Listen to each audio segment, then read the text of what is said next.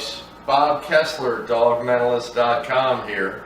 Wanted to talk a little bit today about... So, we're getting ready to go see our rescue. It's going to be a very, very sticky situation. I have a nervous little rescue in there. When I came to the door, she barked, Gizmo. So I'll do everything with Gizmo live and in color. It's going to be wild. The kids are already jumping around with the dog. I saw that. So when you have that kind of environment, the dog is on all the time. It's nervous. It doesn't know how to calm down. What I have to do, because that Gizmo's getting ready to go off at any moment. And we're not going to scare her off the couch. We're not going to push her off the couch.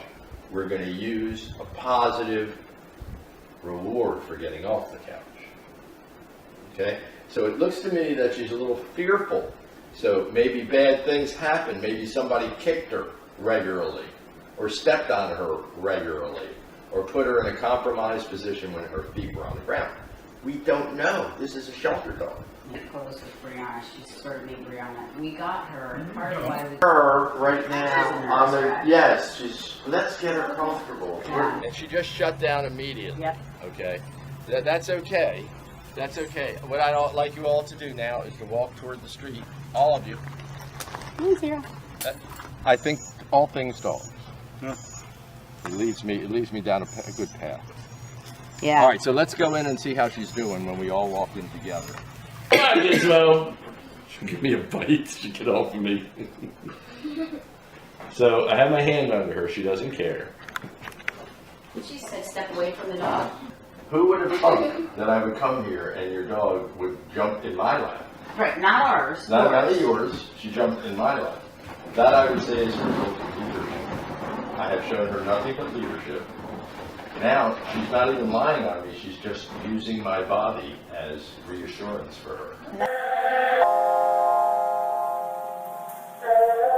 Do you believe in mentalism? Do you understand what dog mentalism is now? We've watched it. You watched it happen, right? Well, yeah. You watched how I was able to sort of plan out how to get her out of her shell. So, what do you guys think? I told you that I got a live show, that I'm going to bring a bunch of people together, and I'm going to try and dog mentalize people live. And Brian, what do you think? You think I can do it? I think that's a pretty cool idea, and I think it'll show people what you know about dogs, that's for sure. Here's how to go down. Oh, you're not sure about it.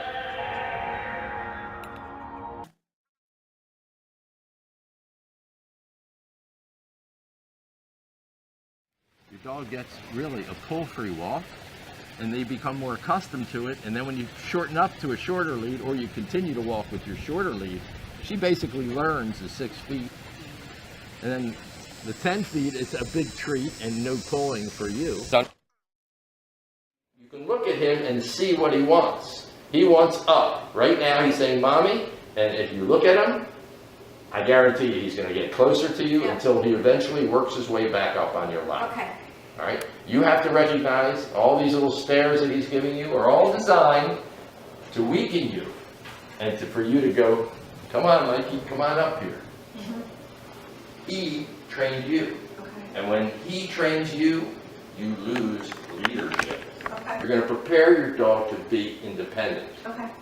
You don't have like a piece of salami around there. Yeah, I do. I have You ham. do? Ham? Is that his ham or your ham? It's his. Oh. Why do you give me these treats when we got ham? This little guy here needs you to make him independent so he can interact with you and with your husband. Okay. My intention is to show you the difference between love and affection. Yeah. Dogs cannot handle affection, human affection. If you vary one little bit with these animals, you are lost. You have to be totally consistent. Come here, Mikey. So Mikey is feeling a lot better around Kobe, which is natural. He said. Oh. So Kobe has decided he doesn't like the camera, and a little treat here or there might help. Mikey's very picky. He only wants ham. Nope, he'll take it from my hand though. So you can see a different side of Mikey when Kobe's around. Interesting. He feels more secure. Hi, I'm Sherry Copey and we live in Fort Myers. We have 2 dogs and most recently adopted Mikey, who is a rescue. We adopted him about 7 months ago and he's been a challenge to reel back from his abuse, but we're getting there. But the dog mentalist, because Mikey is tricky and I had to get in his head to reverse the damage done.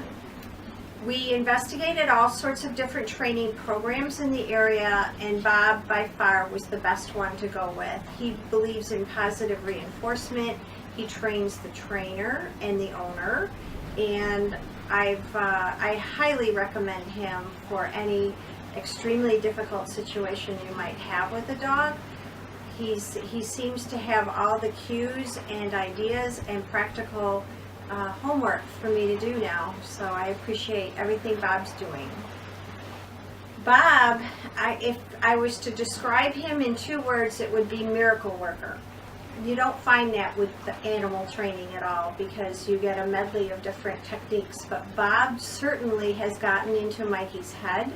We understand our dog more, we can anticipate our dog's actions, and to me that's a miracle. So I highly recommend him for any training you might have.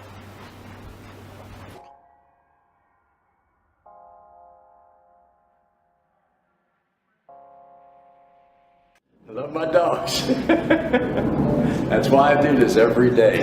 If I can have a new dog every day, I'm happy.